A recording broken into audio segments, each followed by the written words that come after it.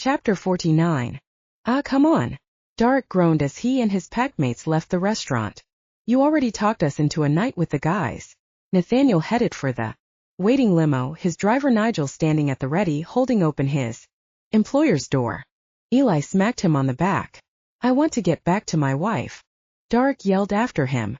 Don't forget, Eli, you were the one who made me promise to stay single with you. You Judas. A chuckle came back.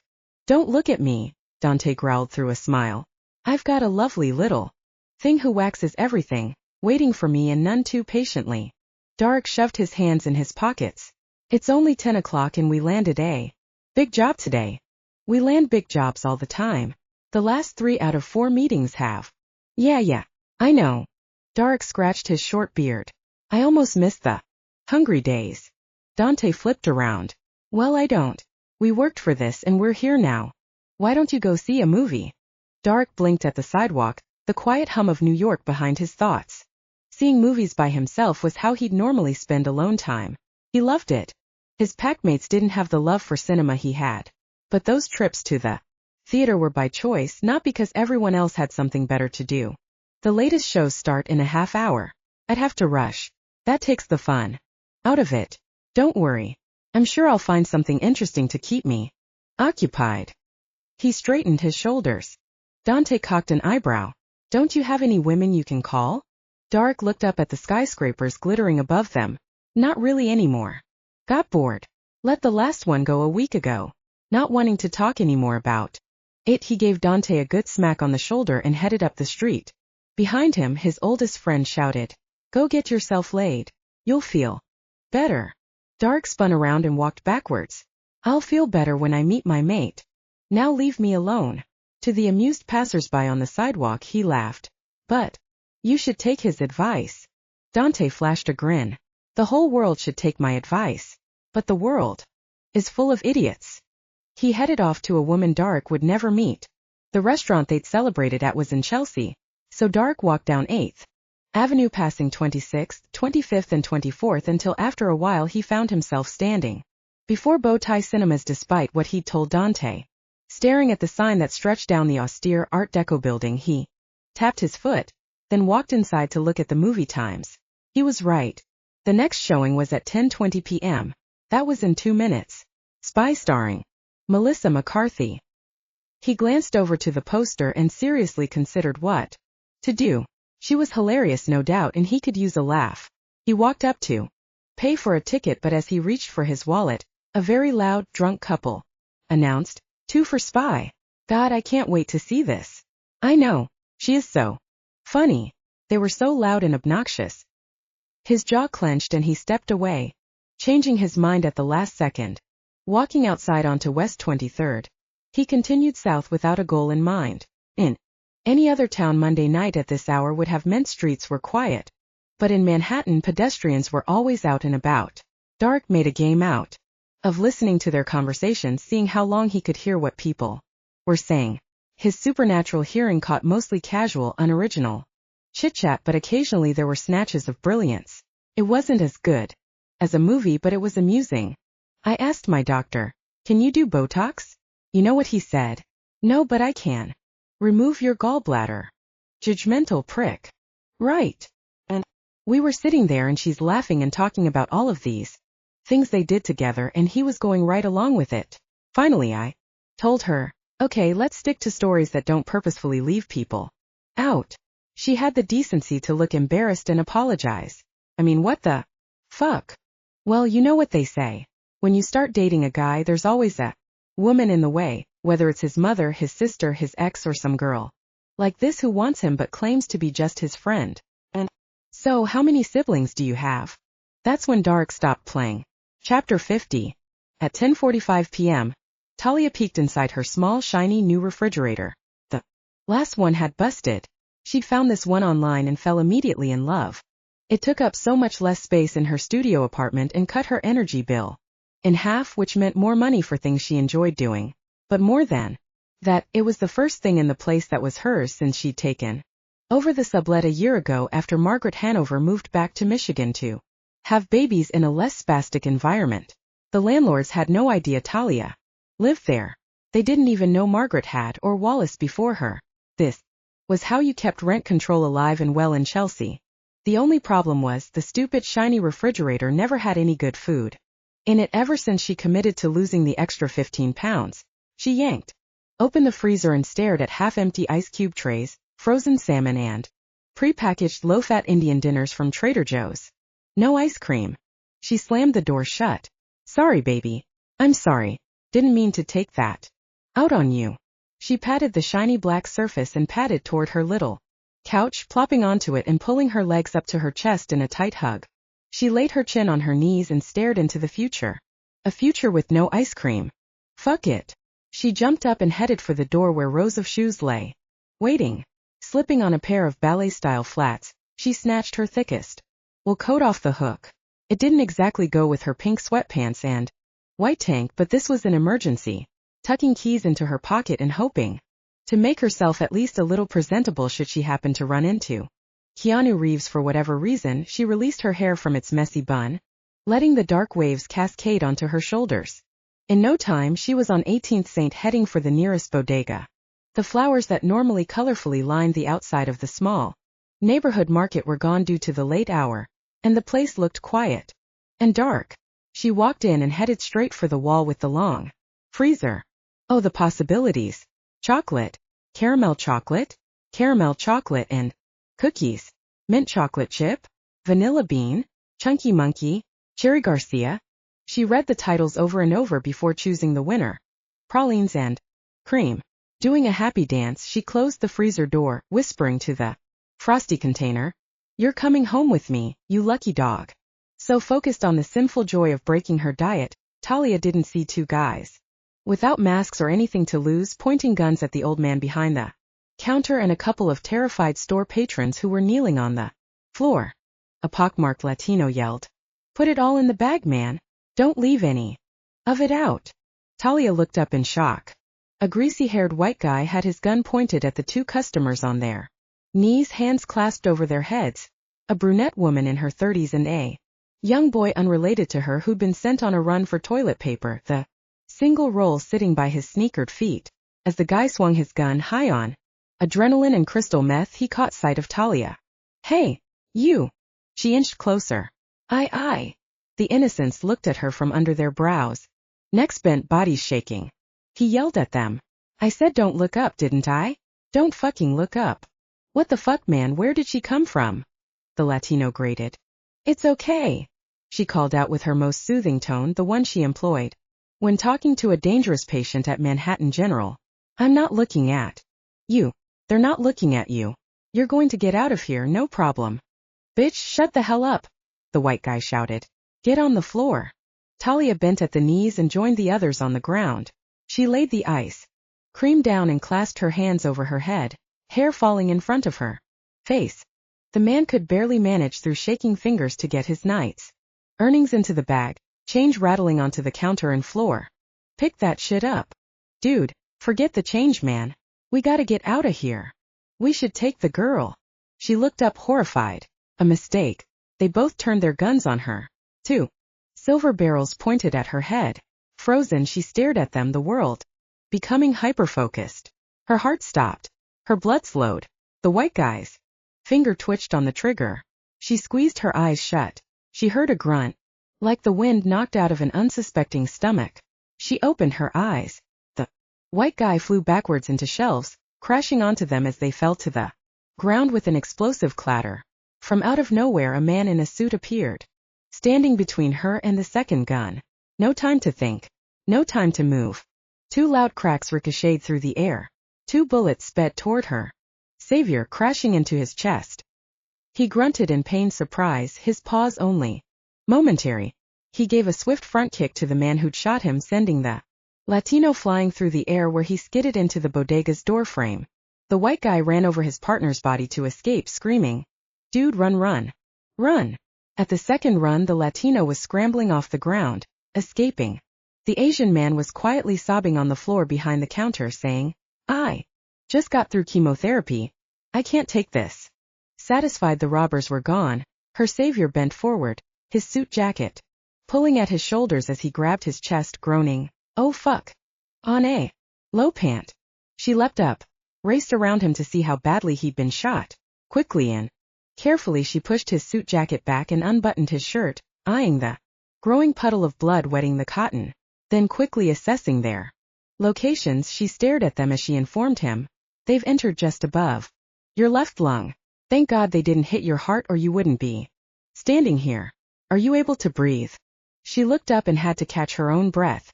Staring back were sapphire blue eyes narrowed on her in a look she didn't understand. His lips parted. A split second was all it took. She felt a click inside of her. I must save this man. Fear-charged shouts came from the woman and the boy, begging to know if he was okay. The woman yelled to the man behind the register. Call the police. I'm calling an ambulance. He shouted back. No. The wounded man groaned, speaking only to Talia as if he needed her to understand. Don't let him, he whispered, leaning down to her ear. She pressed her hand over his, adding more pressure to stop the bleeding. We have to get you to a hospital. No, he whispered, closing blue eyes against the pain. He bent at the knees, and she caught him. Years of working with patients had prepared her for his collapsed. I'm a nurse. I know what I'm talking about. Then get me out of here, he whispered in her ear, again so low nobody else could have heard. She stared into the future and the immediate past, making a decision. He'd saved her life. She owed him. He seemed desperate not to go.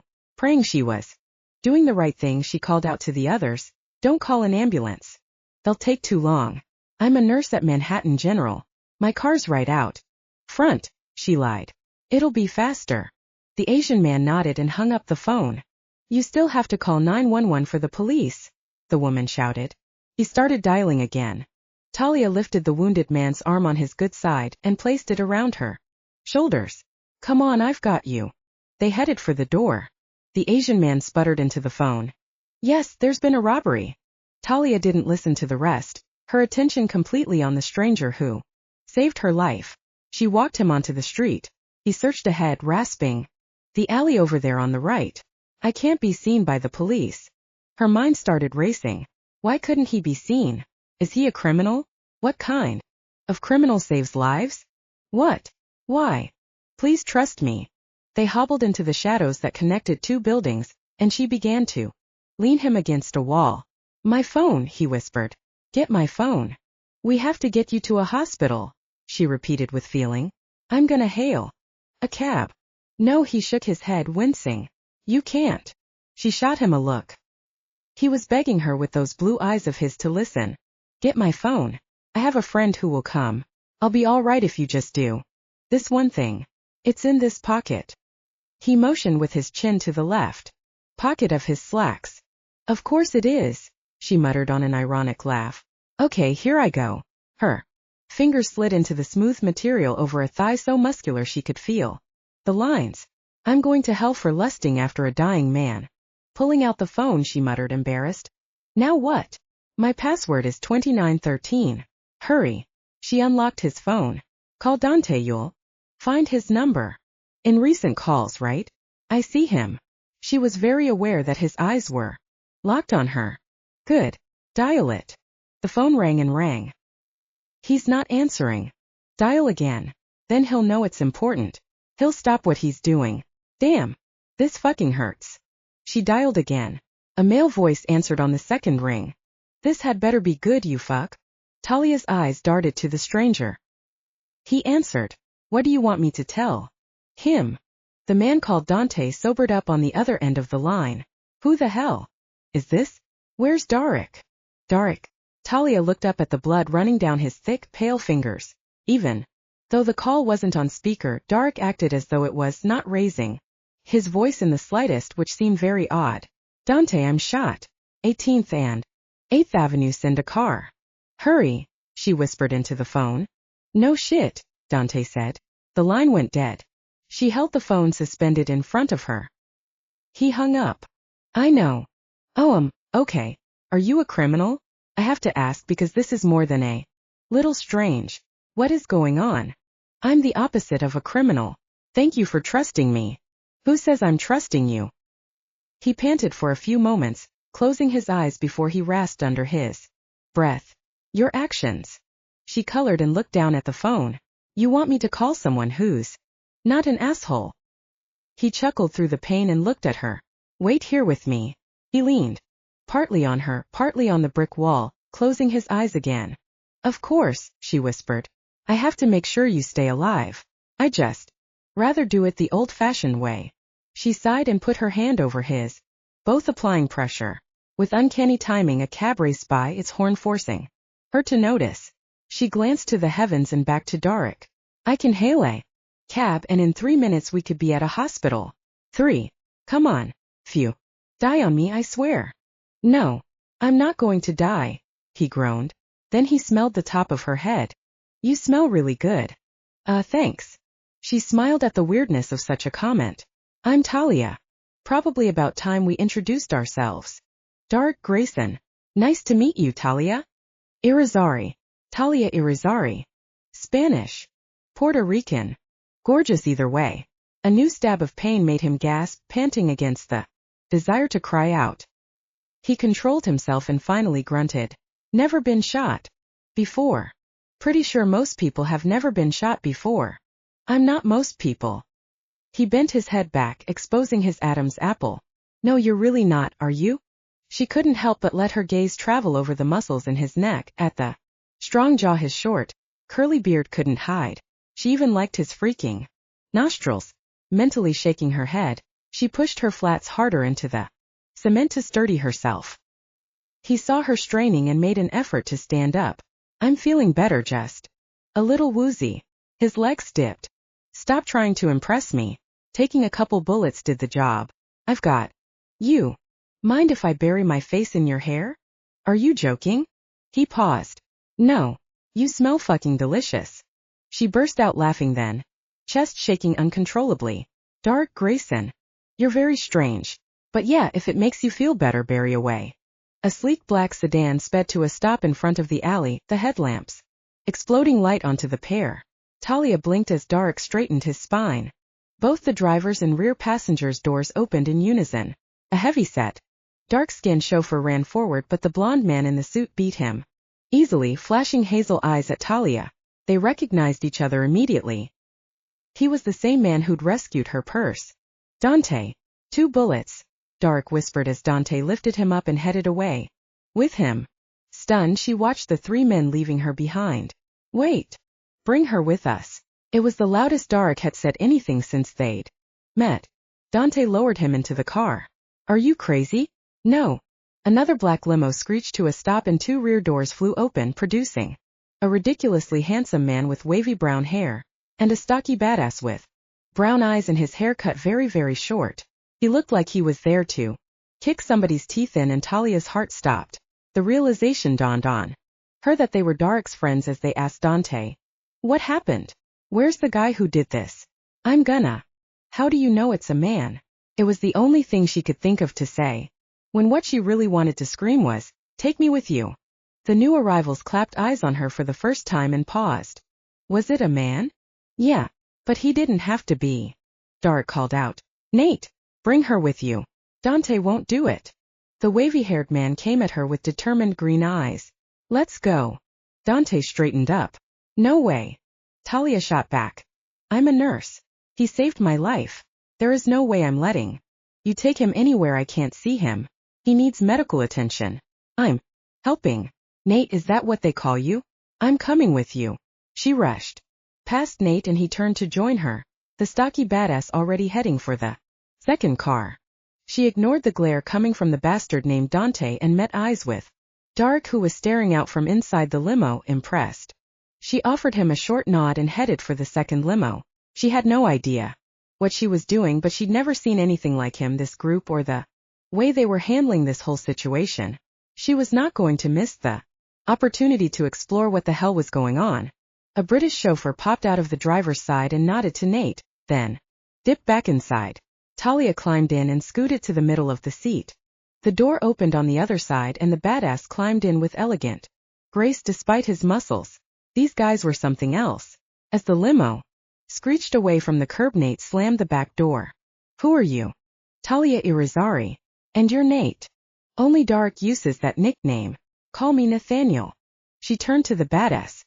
His left hand was on his pant leg, a silver wedding band glinting in the dim light. So what happened? And who are you?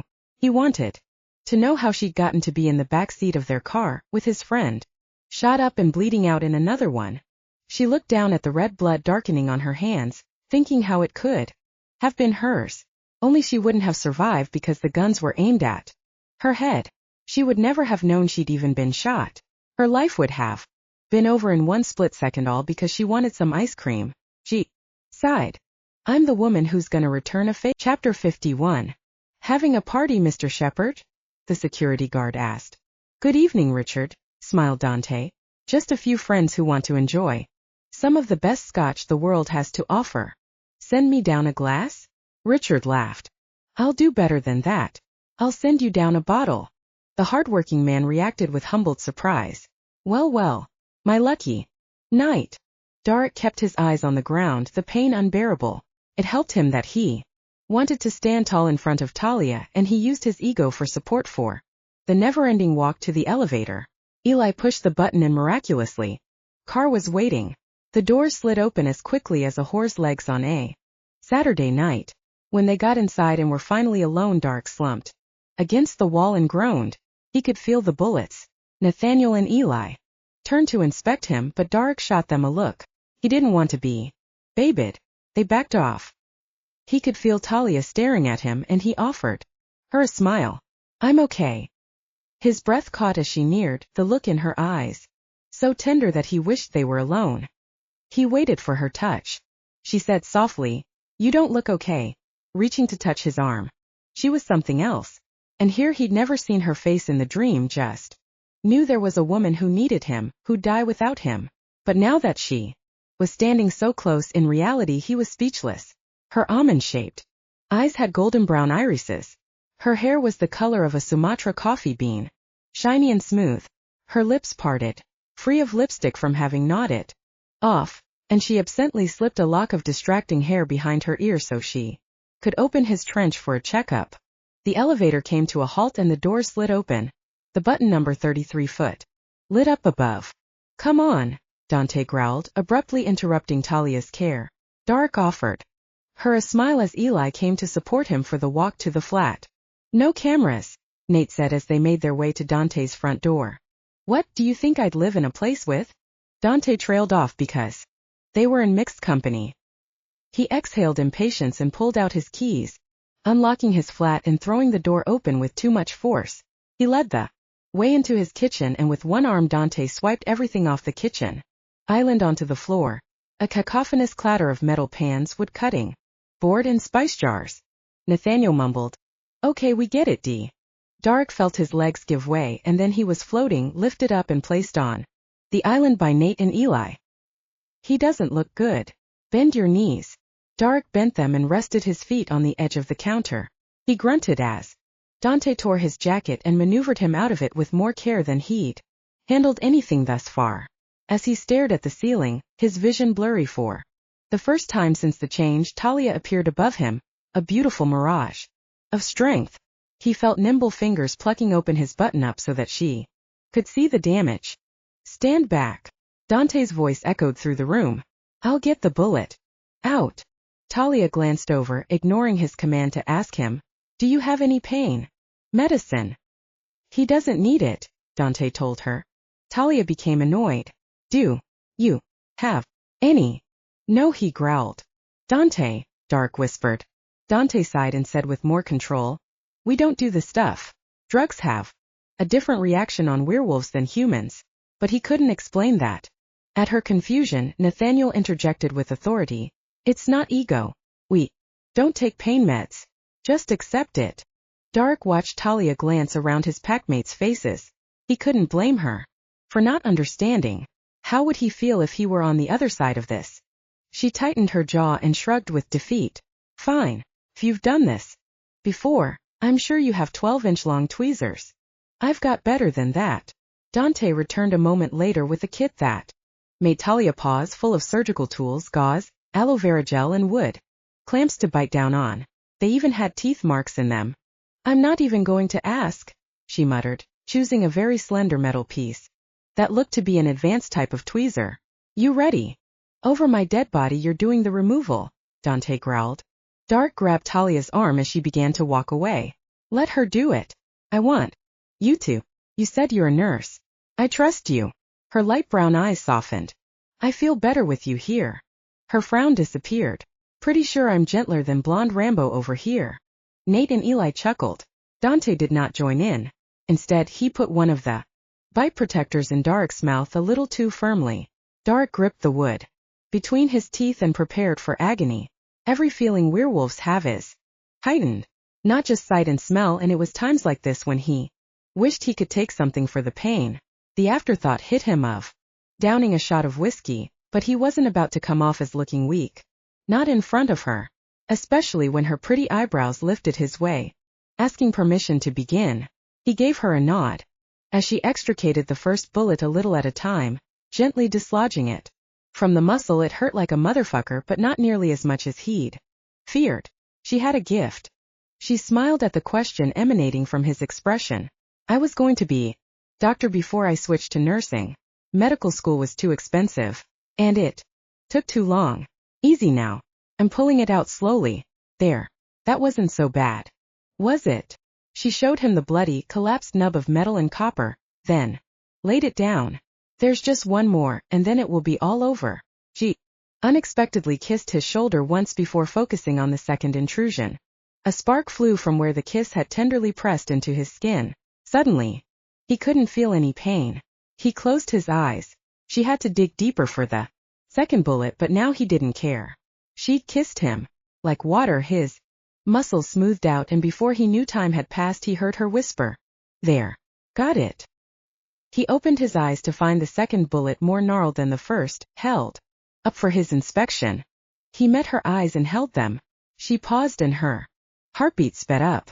With fluttering eyelashes, she looked away and set the bullet down. Good job.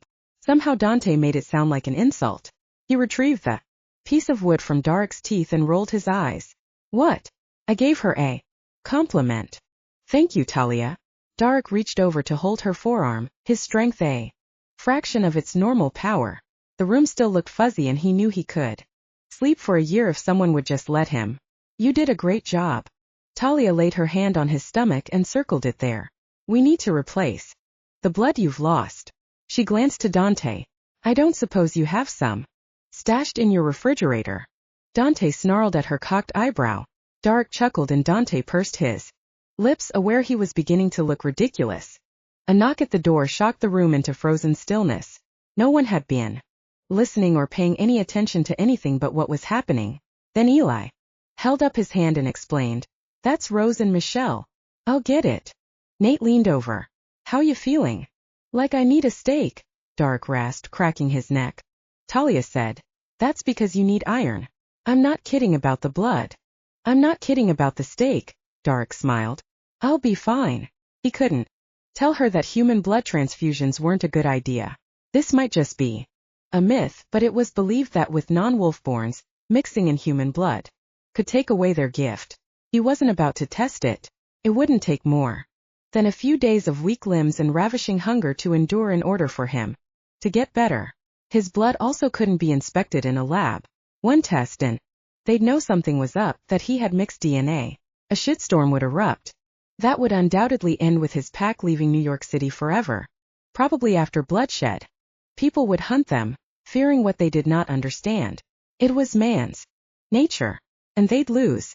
Everybody would lose. Or never solved anything. No one can ever know that werewolves really do exist.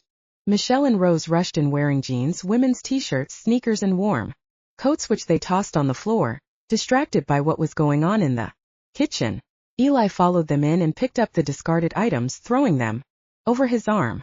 Michelle took her place beside Nathaniel, gripping his hand. Rose covered her mouth, taking in the shocking sight. I'm the only one in a suit, joked Dark. I overdressed for my own shooting. Oh my God. Are you okay? I'm going to be fine, Michelle. It's very temporary. Quiet, Dontae muttered as Eli and Nathaniel went tense. Talia was unaware of his slip as she threaded a suture needle. Nathaniel asked, Eli? Are you? Yeah, I'm on it. On his phone he was Googling steak houses as he headed out of the room, adding, I'll hang these up while I'm at it. Rose threw him a look, which made his dimple dance on his cheek. With the needle suspended and ready, Talia raised her eyebrows again, asking permission from Darek. He nodded. Dontae held up the bite stick, but Darek shook his head. Talia closed her eyes to collect herself, then began the arduous task of sewing him up without medicine to dull the pain. Every insertion of the tiny piece pulling a long thick thread through his wounded skin was felt with tenfold the discomfort a human would feel, but he kept his eyes on her. He could hear Rose in the background groaning softly. The three females in the room all had racing hearts, and he found their empathy endearing and comforting. Finally, Talia tied the second knot and clipped off the extra thread. Looking suddenly pale and tired, she laid the scissors and needle down. I'm sorry. Dontae could have done that. She cut Darek off. I needed to be the one to help you. Rose walked closer, inspecting the work. That's incredible. I could never do what you just did. She offered Talia a small smile. Why don't we get you cleaned up? 3 pair of lady footsteps disappeared down the hallway. He could lie to himself and say that Rose was being nice because she liked and accepted Talia. But that wasn't the reason. The wives knew the wolves needed privacy to discuss what happened. To keep her from hearing any of their conversation, they led her to the farthest bathroom in Dontae's majestic apartment.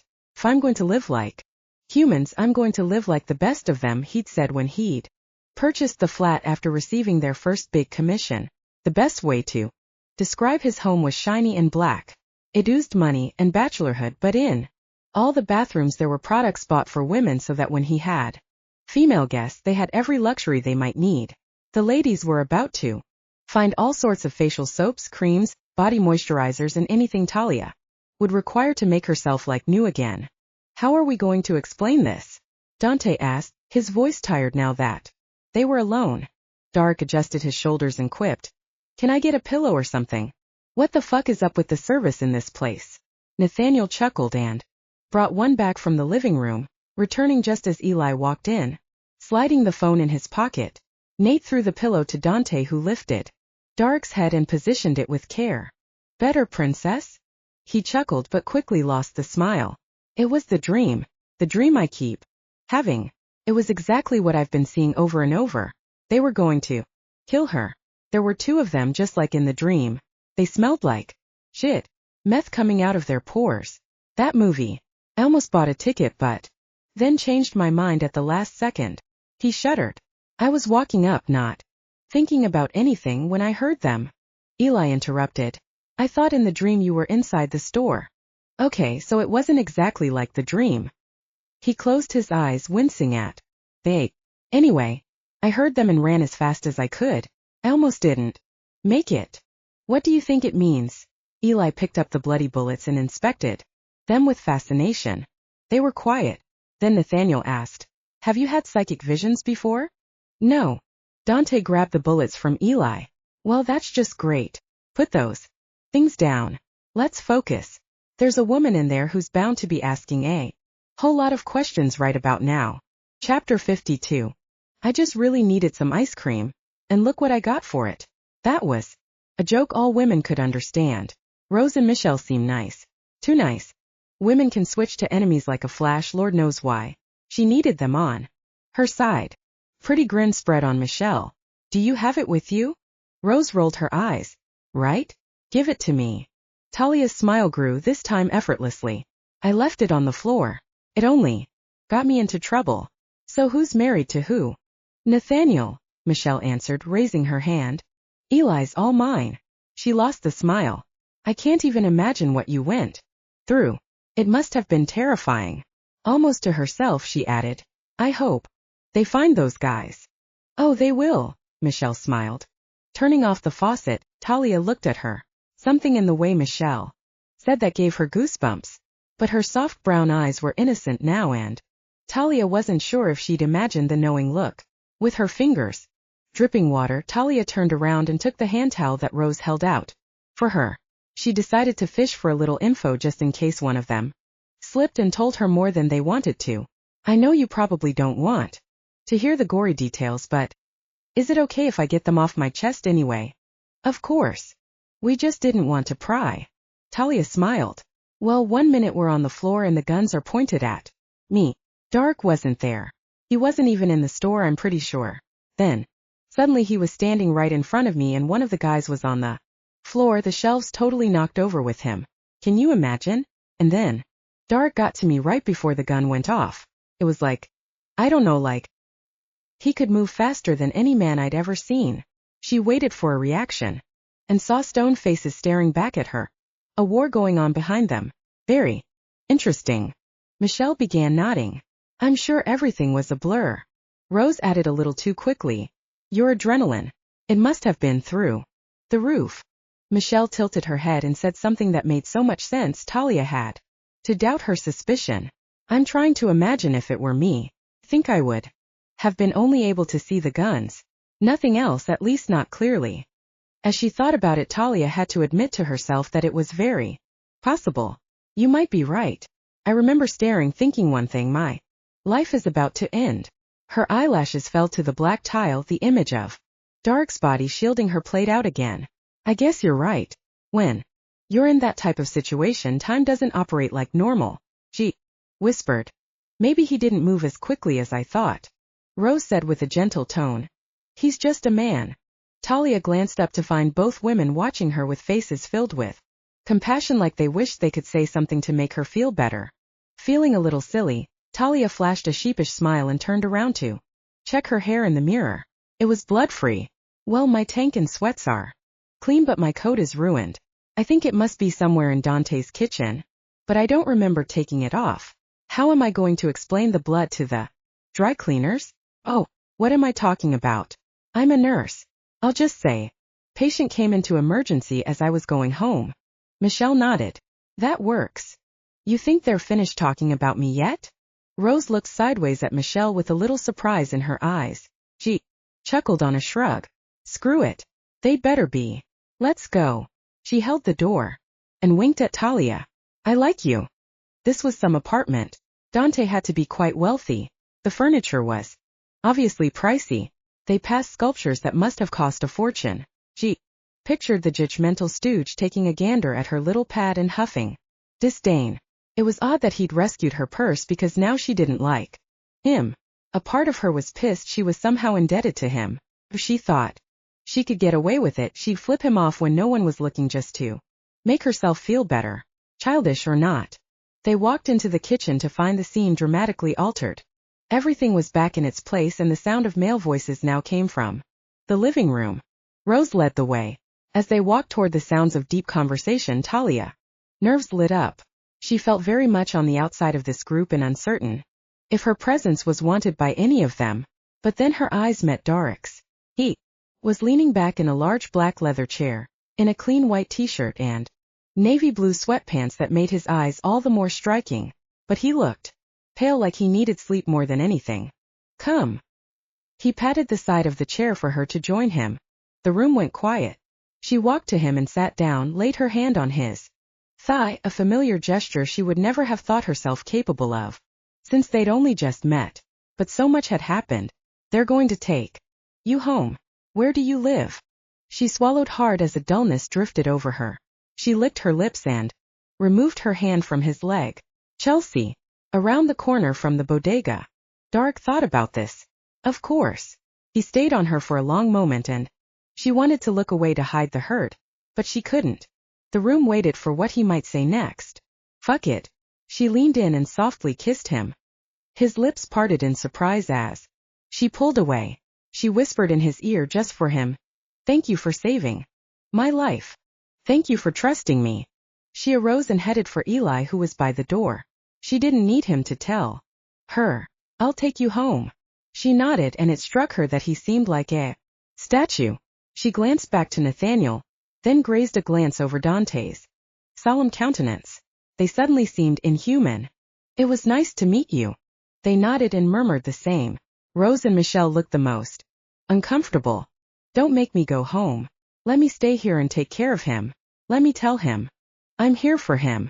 I'm here. I'm here.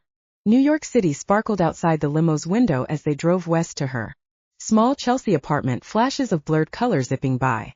She couldn't see any of it. Her mind was on him. You're awfully quiet. Eli said after they'd been silent for a long time. She glanced over. So are you? He stared at her for a beat. You like my buddy, Dontae?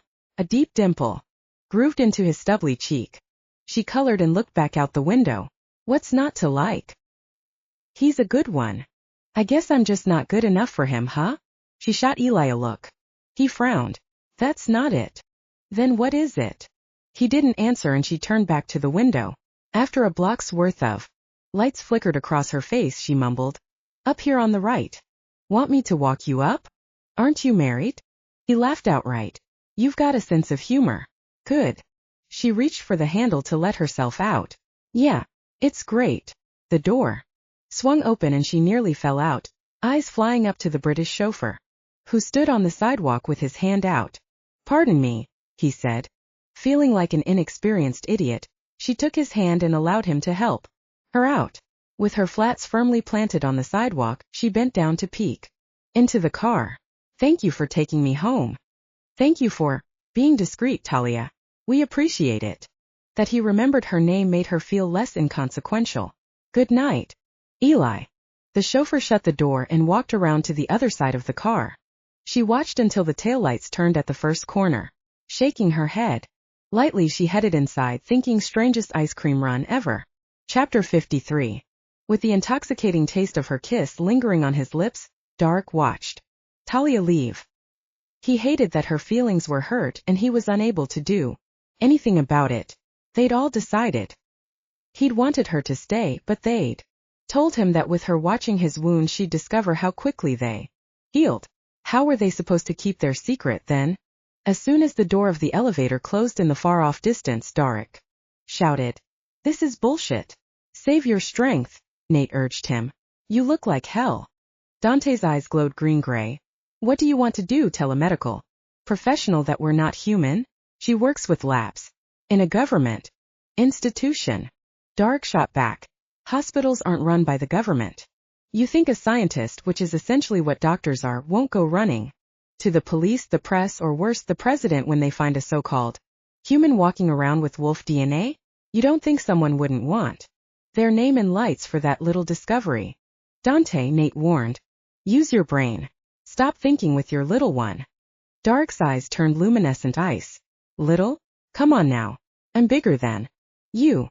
Okay. Enough. Nathaniel walked to stand between the two wolves before they shifted. There are women present. So what? Dontae demanded.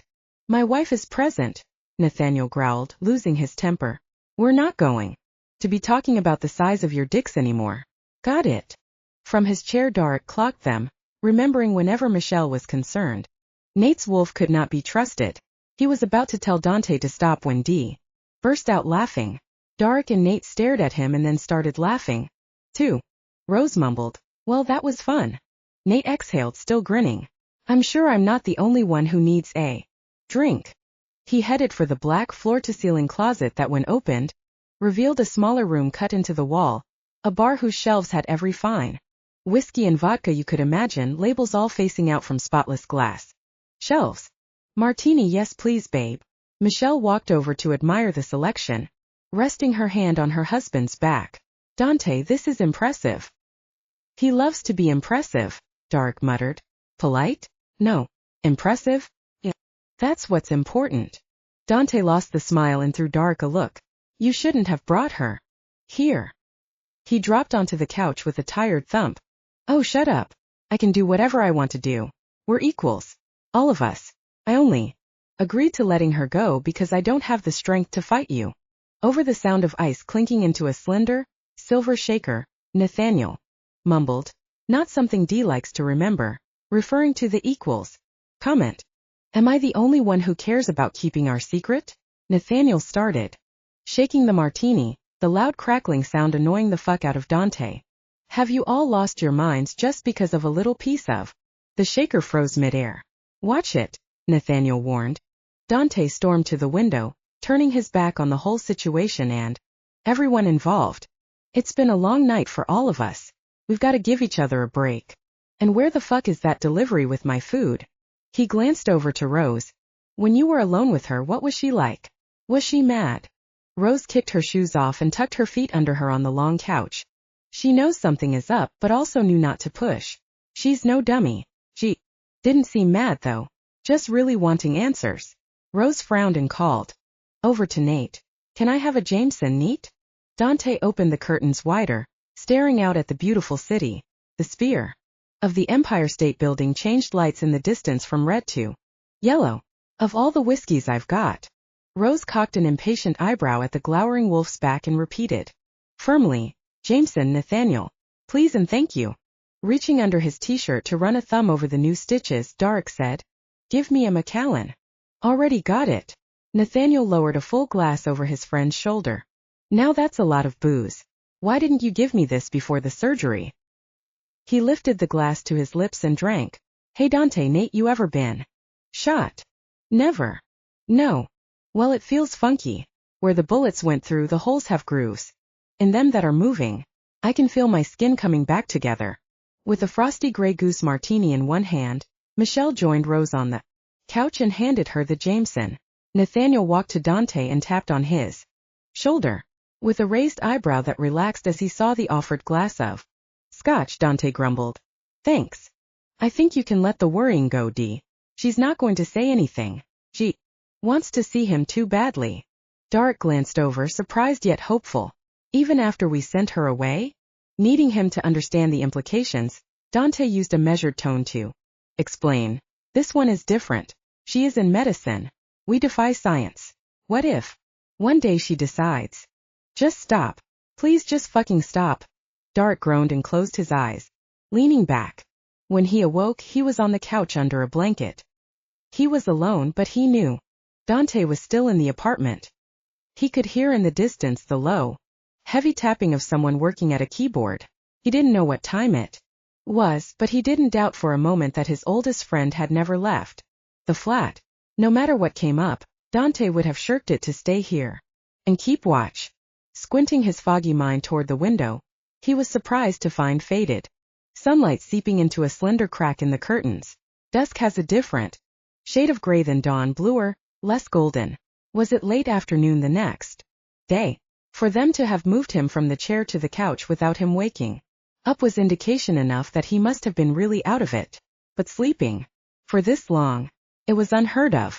His wolf was nocturnal, day sleeping it preferred. Sometimes he forgot that because for 12 years of his life he hadn't been that way.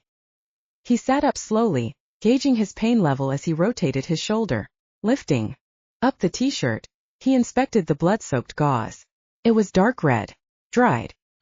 Good sign. He lifted it up and took a peek. The stitches Talia had sewn were impressive, tight and as straight as a sewing machine could have made. There was old, caked blood, but where the skin was stitched together it looked healthy and almost like new. This wasn't done in one night. Dontae. A door opened in the far end of the flat and Dontae appeared a moment later. He was naked, hair disheveled as he headed for the kitchen. Want some coffee? Nah. Caffeine doesn't sound good right now. Pussy. Dark chuckled, and the sounds of a coffee grinder followed soon after. When Dontae returned with a steaming cup, he plopped down on one of the leather recliners. How you doing? Still can feel the skin reconnecting in weird ways. Dontae smiled as he took a sip. Imagine how vampires feel. You fucking asshole. You're always teasing me with that. Now tell me for once. And for all, are they real?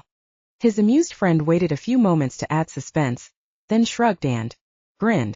I've never met one. But who's to say? What if they're real and we regenerate faster than them?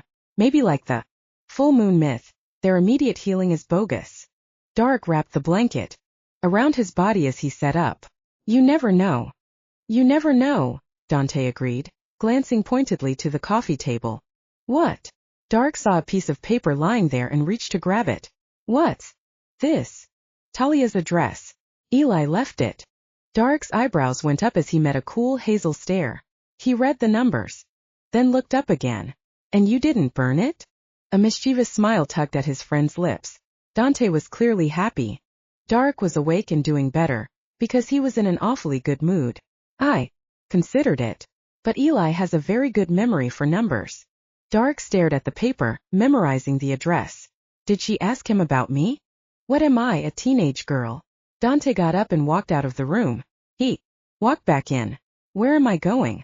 I'm stuck here playing nursemaid. He plopped back down, flaccid cock bouncing, taking another sip from the coffee cup.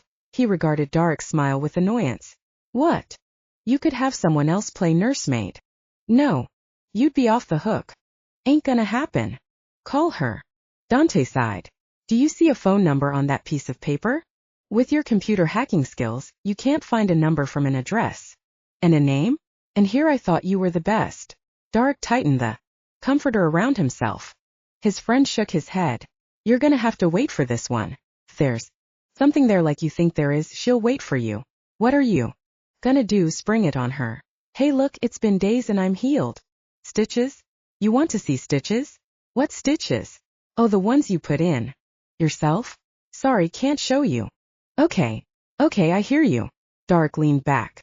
How long was I out? 3 days. What? Yep. Holy what? Yep. 3. 2 nights. I thought you were about to sleep through the third. But here you are. Dark stared into the distance, stunned. No wonder I'm so hungry. Who ate the steaks? Dontae just raised his eyebrows. Pigs. No wolves. He smiled, taking a healthy gulp. Ah, fuck, that's good. Coffee. Order me a steak. Now. Order it yourself. Dontae reached for his cell phone, snatching it up from the coffee table. He tossed it to Dark. Some nursemaid. Talia would have ordered it. That little spitfire? Think again. Dark smiled, glad for the compliment. So you do like her? Do I have a choice? Then he froze. Dark cocked his ears too. There was a heartbeat pounding outside the flat in the building's hallway, and it didn't belong to Dontae's one neighbor, a woman who spent half her time in London and was there now. Dontae exhaled and set the cup down. On second, Chapter 55. Dark gave his shoulder a stretch, feeling the odd pull of his skin against the stitches. Who? Tweedledee and Tweedledum. Eli walked to the window. Hi, Talia. He opened the curtains to let in the waning sunlight, acting as though it was no surprise to see the human female back, sitting here in Dontae's living room. But then he froze, said, Whoa, wait a minute, spun around and sniffed the air. Dark tried to signal him to stop from saying anything, but Nathaniel's nostrils had caught the scent too, and he called it out. Why do I smell sex? Eli chuckled at Dontae in his robe. So you changed your tune, didn't you? I didn't join in, you sick fuck, chuckled Dontae. 2 shades from the color of a full-bodied Cabernet, Talia covered her face with the blanket and curled up under it. Oh my God. Dark grinned as his packmates started cracking up, which for Dontae meant one burst of laughter followed by a contained smile. Okay. Dark laughed and threw his arm around his cowering mate. I am not going to apologize, claimed her. Right here. As I couldn't help myself. This woman is mine. Mine and mine alone. And that's that. So drop it. Talia poked her head out, hair flying with static cling, pretty eyebrows nearly jumping right off her gorgeous head. What? He suddenly couldn't wait to spend the rest of his life watching her expressions. He kissed her nose. You're mine. You have a problem with that. She shook her head very slowly. I didn't think so. You presumptuous jerk, she cried as he pulled away, but he could see she was ridiculously happy. What gives you the right to? He covered her mouth with his hand. It's just a fact, woman. I want you. You want me. It's done. Stunned, she blinked. He dropped the hand and turned back to his friends and packmates. They were speechless too, their moment of entertainment usurped by the bold pronouncement. They'd seen it coming, but that he'd said it aloud outright, and so soon shocked them all, maybe even him a little too. There would be no stupid debate. Not anymore. He'd heard enough arguments from Dontae. What good were they? Not only had he dreamed of saving her life before it actually happened, thereby telling him she was a part of his destiny, but today his wolf had taken control for 2 reasons: how he felt about her, and also because there was another wolf inside the den when she arrived, Dontae, the beast inside Dark's soul who knows what is best for him more often than he knows, took her immediately to mark her as his. She'd gotten her instinct right about his bite. His wolf needed to ensure there was never any question as to whose mate she was. That she'd accepted him so readily affirmed she felt the same. Who has time to play games? Now that that's taken care of, who'd you find? Nathaniel called over to Eli, who was heading for the bar. Fuck? Pour me one. Two. Then he looked over to Dark. We found, can we talk in private? No. Relax. Eli held up a bottle of Glenmorangie scotch in one hand, his other, placing 5 rocks glasses on the black counter. It's not about Talia. It's about the robbery. Talia grabbed Dark's arm. I was there too. I'm a part of this. Don't shut me out. She waited as he stared at Nathaniel. Then he looked to his oldest friend out of reflex. Dontae answered his unspoken question with gravity. If you're going to claim the woman for life, you're going to have to tell her what she's buying into. I think she can handle it. I've had her watched at the hospital. She hasn't told anyone about the robbery. Dark was stunned. Eli couldn't believe his ears either. Nathaniel was shaking his head. Most humans have images in their minds of horrible creatures ruled by a full moon with no ability to rule themselves, who kill and eat people because they can't help it, like zombies or something. He was no zombie, and a planet did not dictate who he was and when. He was in control. He'd earned that ability. But now how to explain that to her this early in the game? He had no idea. You had me watched? Talia demanded.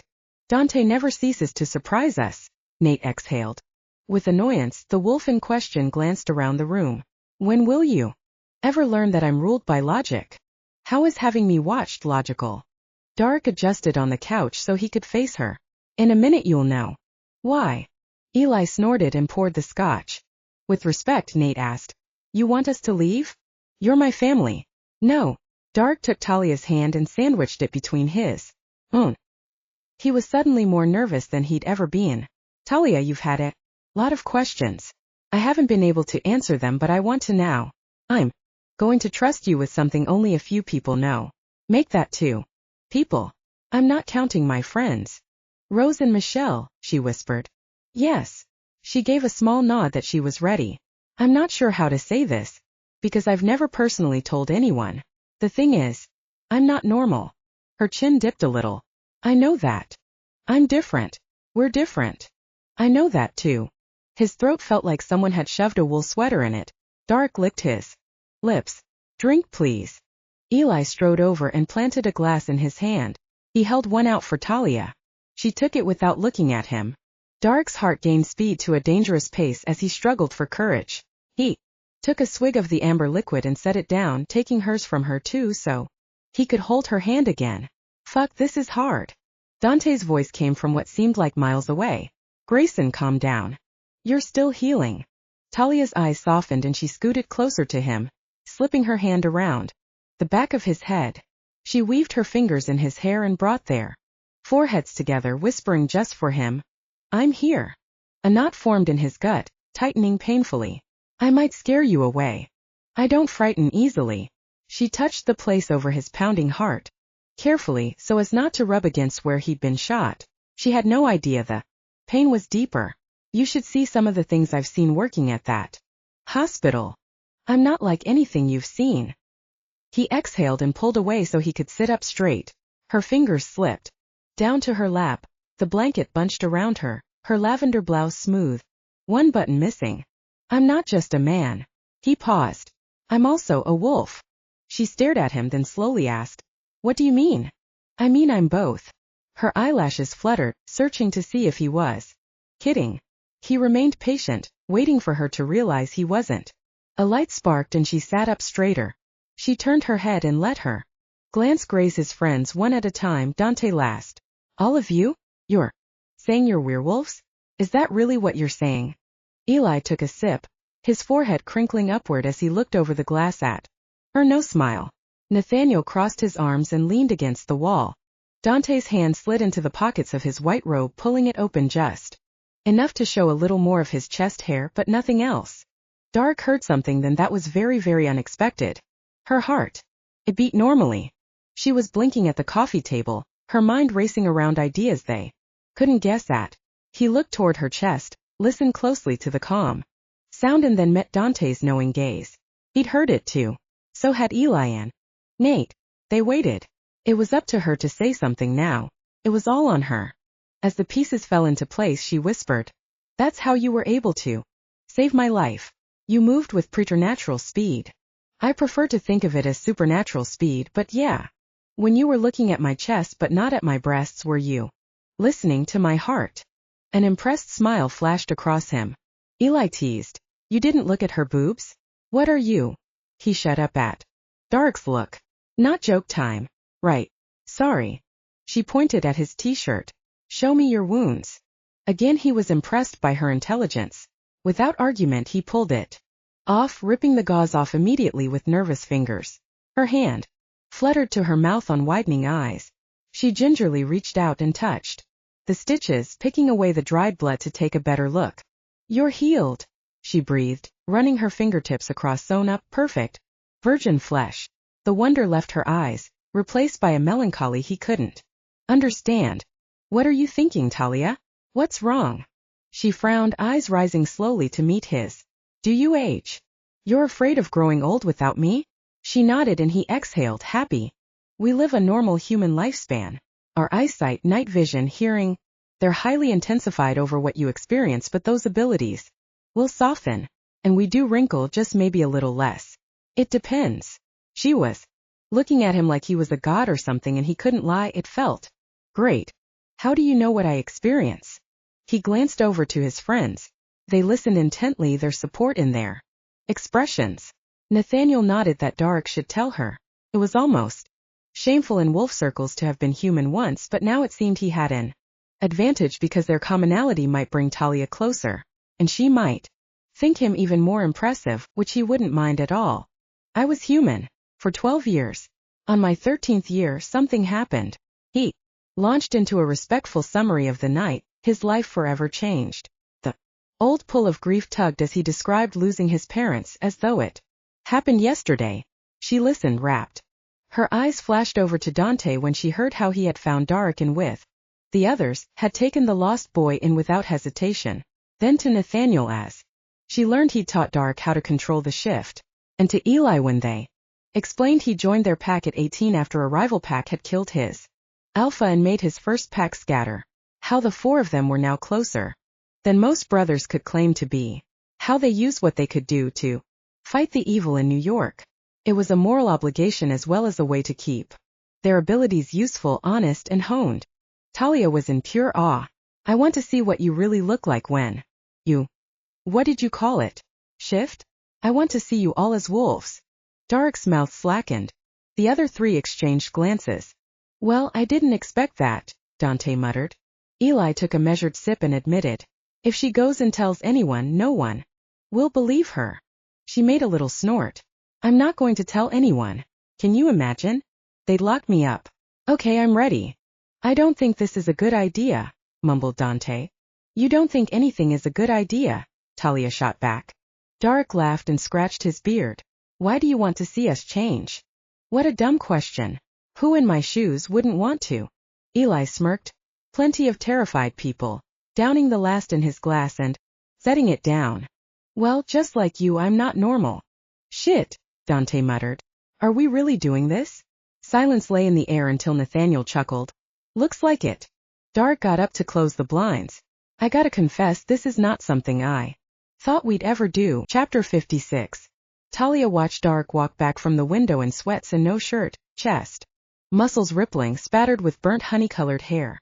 He just proudly claimed her and announced such a bizarre thing, after knowing her less than a week, to his friends who were apparently either werewolves or highly delusional studs. And all she could think was, "Do not pinch me if I am dreaming." Dark walked to stand with his friends. The order from left to right was Dontae, Nathaniel, Eli, and Dark, the bar behind the middle two, they who looked the calmest. Dark was a little fidgety, but it was Dontae who appeared fucking terrified. He glugged down his drink and reached to set it on the bar counter. "Who's first?" Nathaniel asked. No one said anything. "Okay, I was the first to have shown my wolf to a human, at least one we didn't scare the shit out of, so maybe I should do it." Eli gave a pretty exaggerated shrug. "Works for me." "Like hell," Dark muttered. "I'll be the first wolf she sees." Warmth waved through Talia's body as she met his blue eyes. He was staring at Her so fucking confident all of a sudden, like he'd committed to this and was proud now. Maybe he was a wolf. Maybe he was also the man of her dreams. You ready, baby? She grinned. Yes.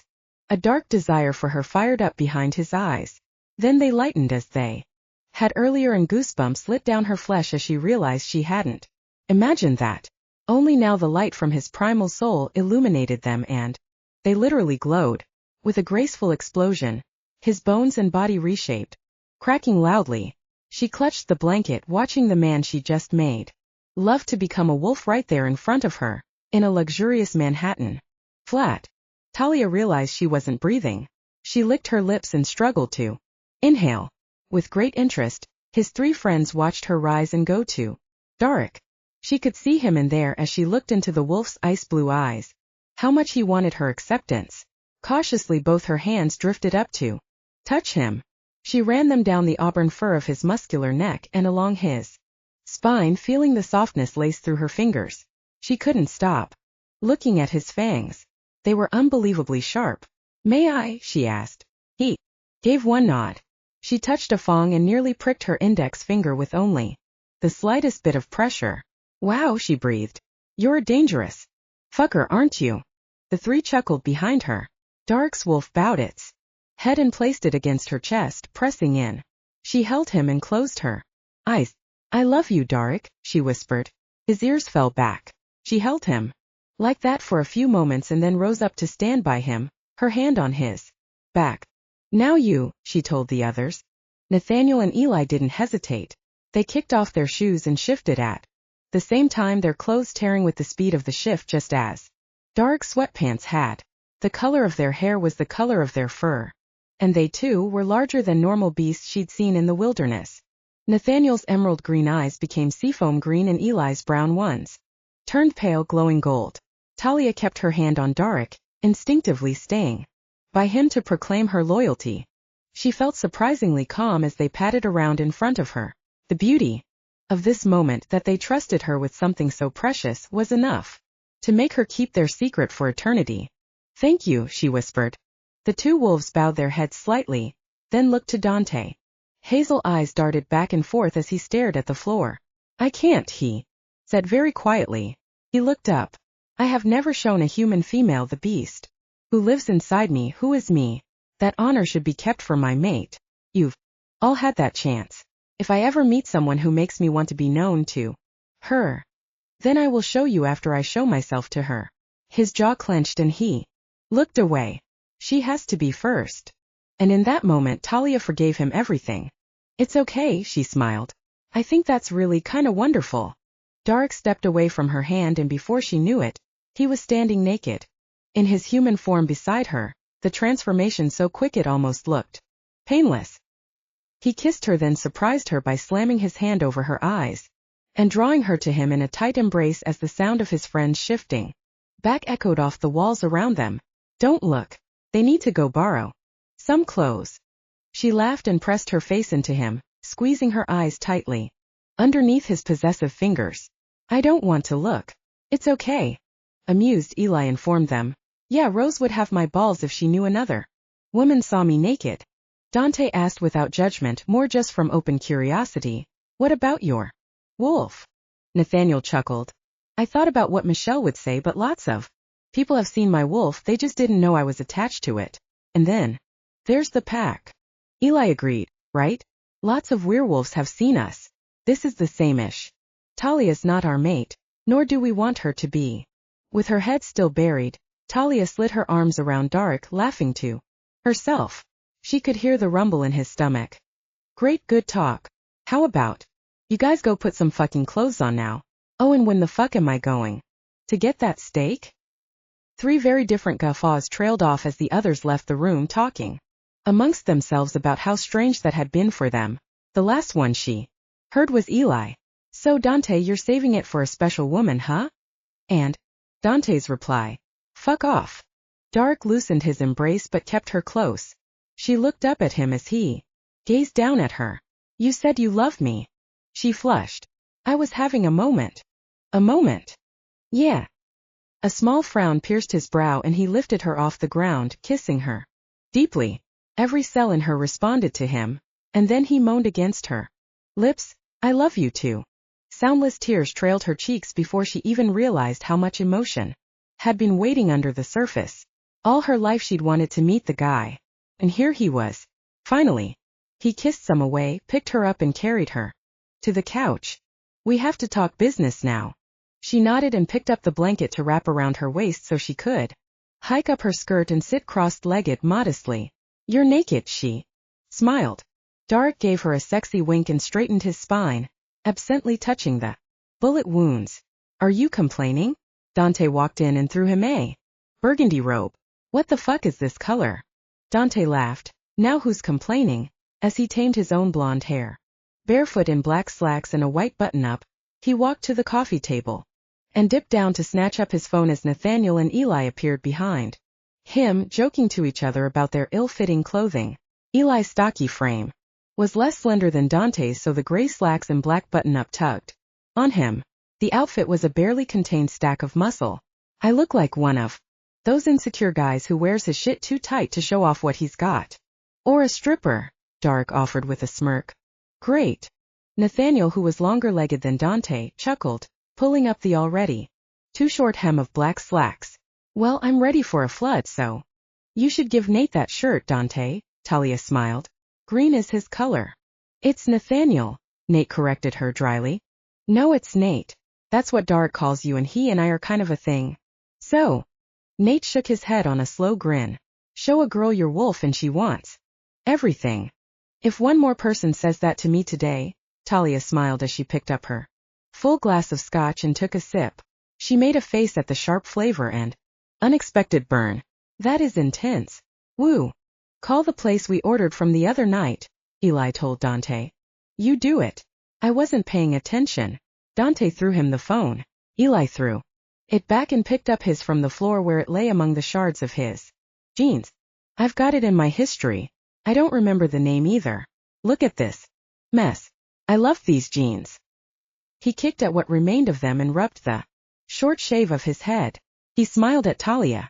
"You owe me a pair." Chapter 57. After eating, planning their attack and borrowing some clothes from his friend, Dark stood in the hallway getting Talia's number. "It's about time. You gave me this." She laughed, typing it into his phone. "Took you forever to ask. What's a girl gotta do?" His pack was waiting in the hall, eager to go. "Come on," Dontae shouted. "Does he ever lighten up?" Talia mock whispered. Dark smiled and shook his head. "Nope." Downstairs, a limo was waiting to take her home. "Is this yours?" she asked Dark. He paused. "Nah, I prefer to live a little more normally. Is that okay?"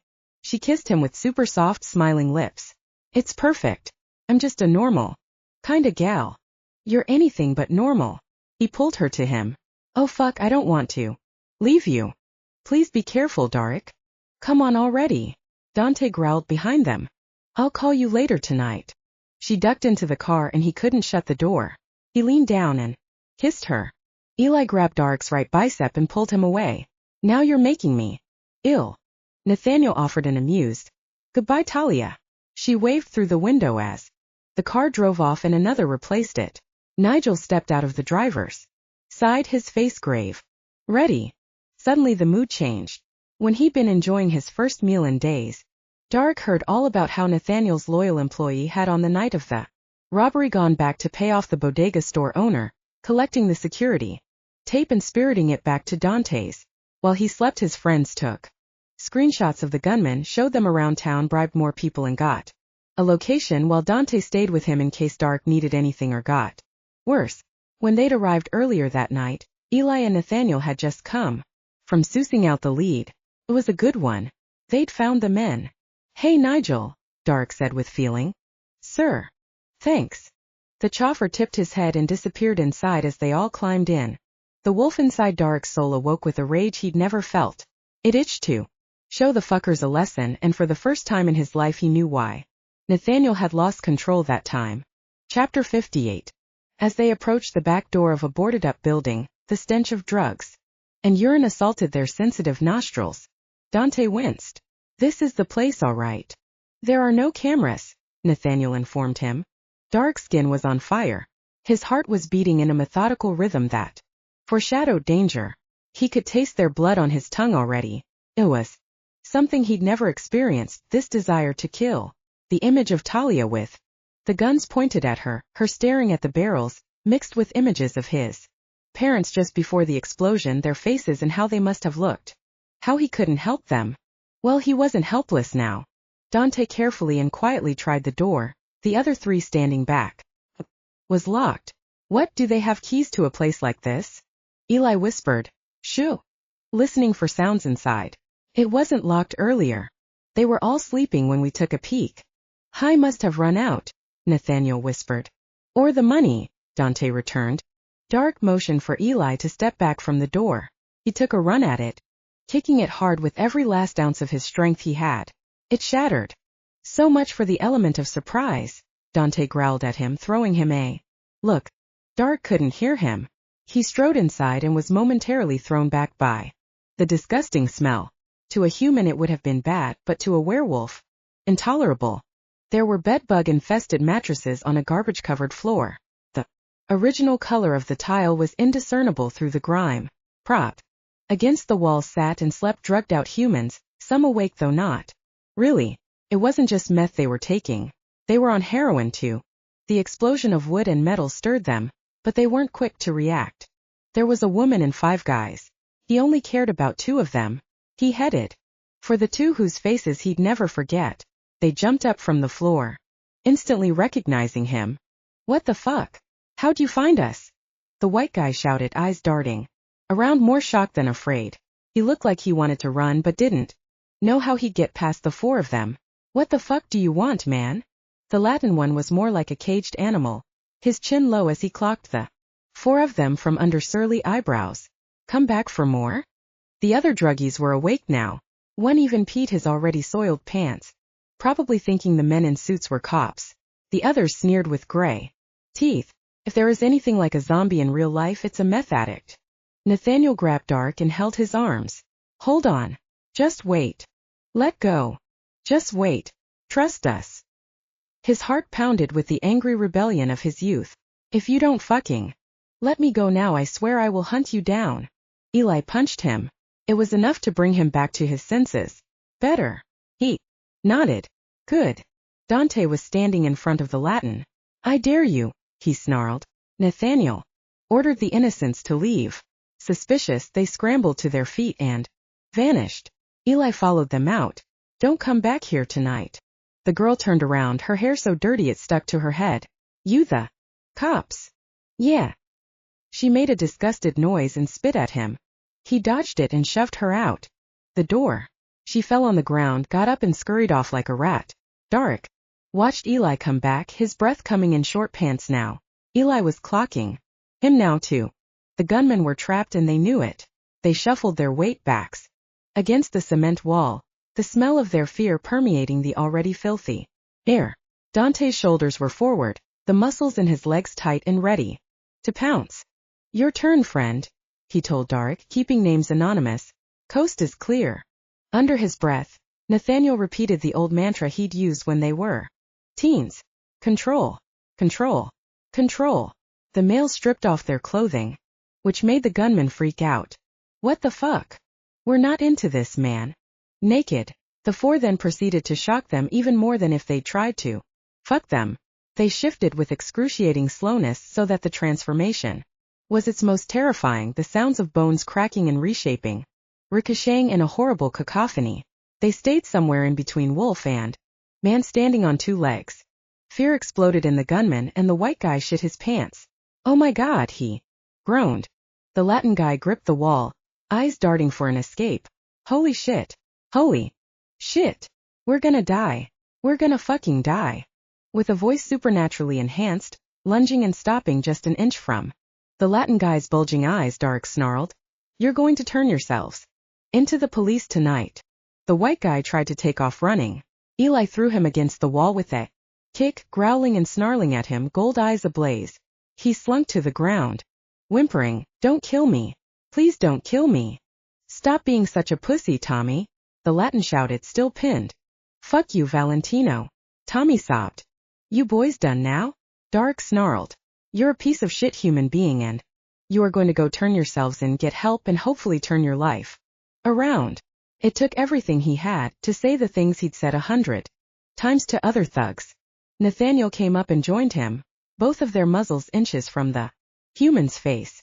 They were so on the edge of their rage they didn't hear the guy fumble for his pocket.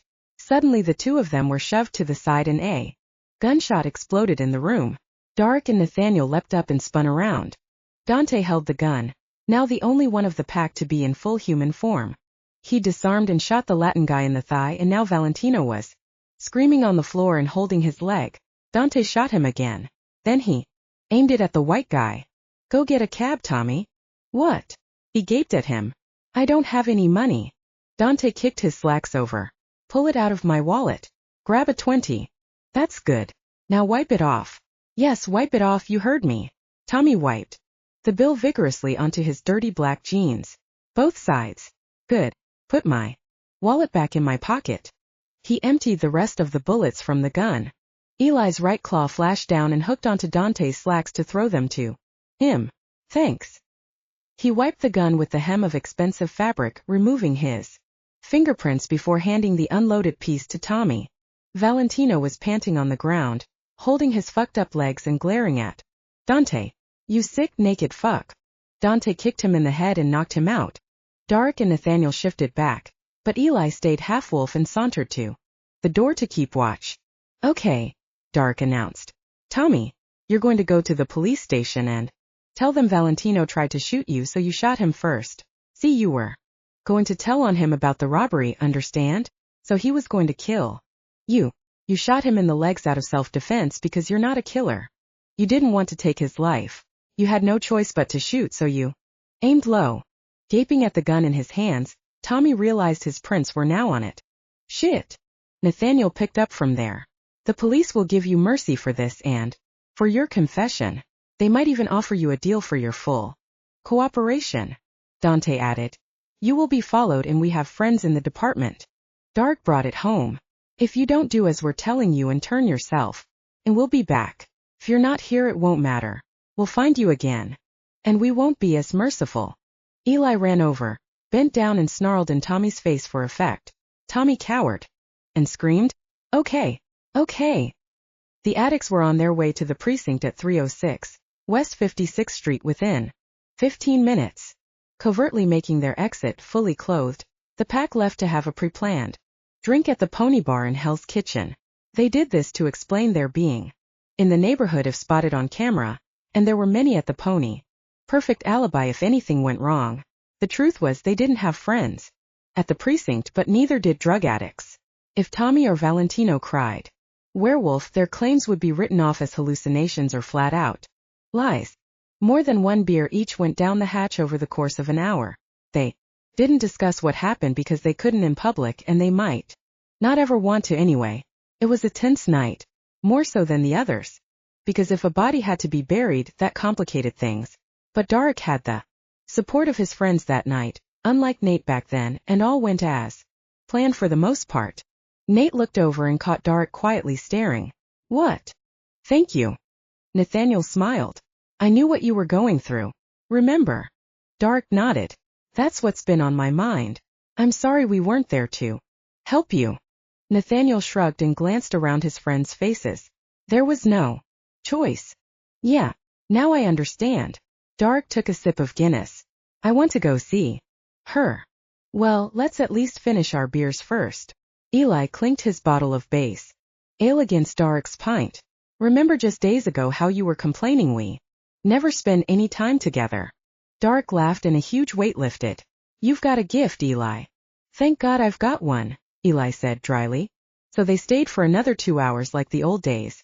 Nathaniel yanked out his phone and called his driver. Nigel, buddy, we're hammered. Come get us. They climbed out of the dark booth and headed for the door. Eli and Nathaniel led the way, Dontae behind. Hey D, I idolize you, just so you know. Dontae cocked an eyebrow sideways. Is that right? Yeah, all you guys. You're my family. That's what we are, Dontae quietly agreed. Family. And we've got a new member, Dark offered with a chuckle he knew would irritate his friend. Dontae inhaled deeply. Looks like we do. Dark threw his arm around him. Don't touch me. Dark laughed, gave him a quick squeeze and let him go.